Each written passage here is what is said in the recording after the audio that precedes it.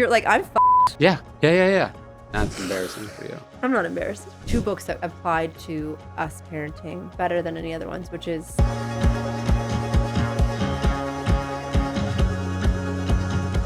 So we were at your parents the other day, and I was eating those cookies. And or not cookies, they were like, I don't know, yeah, weird whatever. Oat compressed squares or something. squares of cookies. And the kids were like, I want that. And I said, no, you can't. It has alcohol in it. Because there wasn't that many left, and I didn't want to fight with them about it. And they said, no, there isn't. We can tell there isn't. I've had those before.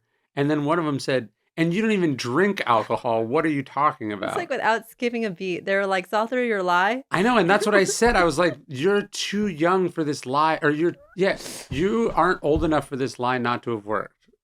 I mean, I can think of adults that lie would have worked on. So like, what are you talking about, you asshole? It was like a minor thing, but it was just kind of like a weird revealing moment where you're like, oh, they're operating on a, like, there's whatever that point where you like can't spell stuff anymore because they know what you're spelling. It was like kind of just a moment like that was a level of like social emotional intelligence that caught me off guard. Also, you and I never went through that with our kids because you and I cannot spell. Yeah, we that's never how my did brain works. spelling. Not that spelling much, no. words behind our kids' back. No, we just text each other. Yeah, like adults. Yeah. We cannot. Now, in the car, sometimes, because our oldest has gotten really into emailing his friends. Yeah. And he'll spell the words so quickly that Yeah. he's trying to read and he doesn't know. And I'm just like, I don't know. I need like a minute. And he's like, why don't you know? And I'm like, I don't even know what letters he said. I can't process this fast. I'm driving the car. I think that we are hitting a point with our children where sometimes will ask me questions I have absolutely no. Oh, I know. We were driving in the car and we were listening to music and the song that came on was the 2 Tickets to Iron Maiden. 2 Tickets to Iron Maiden, baby. The Teenage Dirtbag by Teenage Wheatus. Dirtbag, yeah. And Real class, a 90s classic. And goes, do you think they're referring to the band Iron Maiden or to an actual Iron Maiden? And I was like, I don't actually know what you're referring to. Which is very embarrassing for you. Look, my brain is not working at peak capacity at all times. I just turn parts of it off. Yeah, but you wouldn't have known what it was. It's like a voluntary lobotomy. 2 months ago. That's what I'm experiencing right now. It's voluntary lobotomy. No, you don't know. You didn't know what an Iron Maiden was, and that's embarrassing for you. I'm not embarrassed. Okay, but you had a point, though, because you brought this up. You texted me. You're like, we should do an episode about this, which was about that. Have like that when your kids have a certain level of emotional and social intelligence, it's wonderful. Like you encourage it, you would want it, but then it makes things that maybe other parents are not having to deal with more of an issue.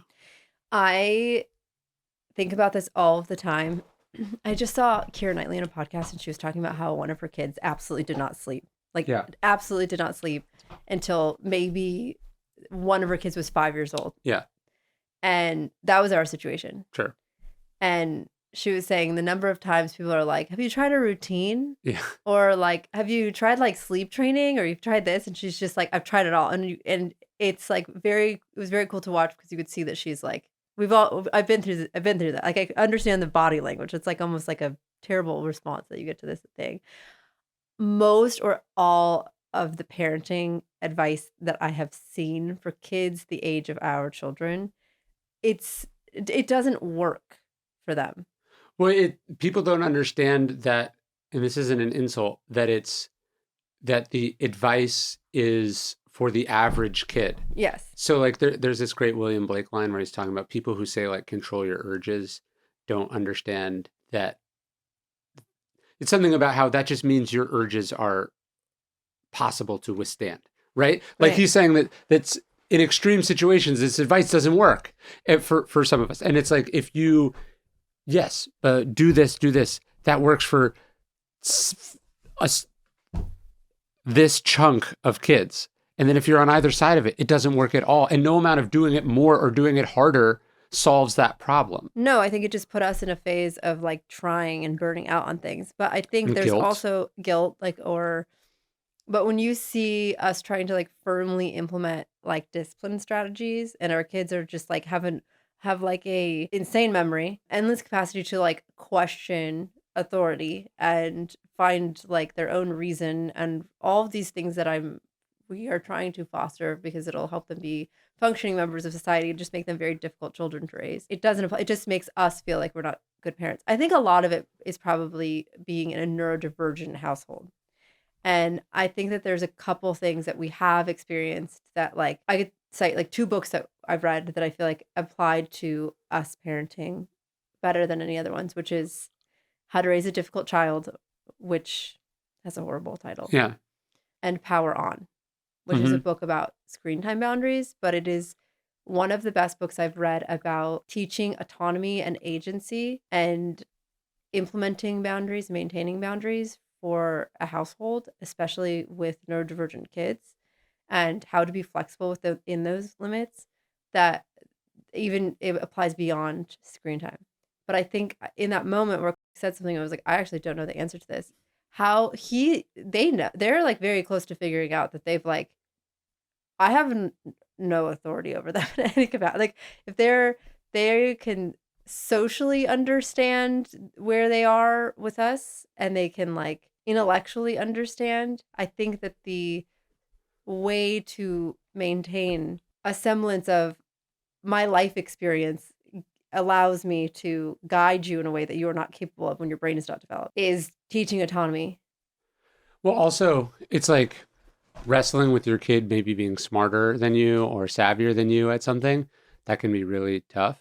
That can be tough even when you're an adult. Oh, like your ego, like you'd be like, oh, I'm going to put down the fact that my child is like more creative than I am, or wealthier than I am, or I'm just saying, like, better yeah, better but social that can skills. it's hard when they're young, but I mean, it's not any easier Yeah, when they're older. that's so weird. I'm like, honestly, you saying that, it had not occurred. I think that it has come up in conversations about everything with You can't think of any no, examples I of two absolutely, parents it has struggling with this? absolutely come up in other conversations, but with our own children, when you just said that, I'm like, why? Like, it is so beyond my like. No, I think that's a I'm good like thing. very That's a proud, good thing to come to terms with early but I'm because it's like, going to be a problem. you're like, I'm fucked, Yeah, yeah, yeah, yeah. and like, I don't. How do you like? You can't parent from a way. I think a lot of times people are like, oh, I'm parenting this way, and people are like, oh, okay. And there's a lot of different ways to parent, and you have to match the way you parent to your type of kid, I think. But sometimes it's just out of necessity, Hmm. which is teaching agency. No, in some ways it's a blessing and a curse. Because like it would be nice if everyone listened and followed instructions and deferred, etc. But that's not actually what you want in an adult. So the idea that they're going to be that way as a child, but then magically become a self-sufficient, self-confident, empowered adult, that's an unlikely transformation. Okay, wait. The other day when they called you out on making up that thing about that cookies having alcohol in it, Uh-huh. immediately we get in the car and made an SNL reference. Oh yeah, he made an SNL reference to like a skit from the 80s or something. It was something that would have impressed me and my high school friends for the obscurity of the reference. I mean, I was actually shocked that I understood the reference to that one. Hmm. You were too. Well, I mean, I watched it with them, so like I knew where it came Yeah, yeah, from, but yeah. I was just like the retention was impressive, the cultural awareness was impressive, and you're just like, oh, you have a base that isn't normal. I chaperoned a field trip a couple weeks ago, and we were kind of the teachers and I were commenting about like these kids. You see them in an environment where they get to like flex their skills and their intelligence, and then in those moments, you're just like, wow, like kids' ability to like adapt and understand the world is like so extreme, and then they just do something so dumb, and you're like, oh yeah, you're 7. Yeah, as you can't walk without falling over at the same time. Yeah, So yeah, their shoes are totally you untied. can mention this obscure thing, and then it's like you have to wear Crocs because shoes are hard. The shoes are hard for us I guess, yeah. because of your lack of patience. Remember how this go back to that. No, I do think there is something about like oh, just do this, and it's presuming that you have a kid like that, and not everyone does. Oh, Are you done? yeah, I'm wrapping You up. putting on sunglasses No, to go? What are you? I don't think. Now I you're don't checking your phone. even. What are you doing? Who cares?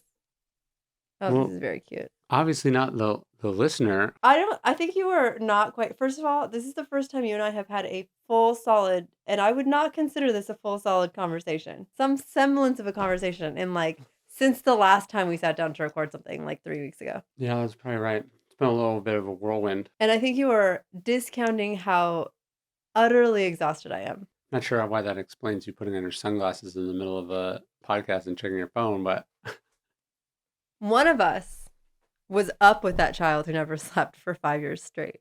The other one wasn't.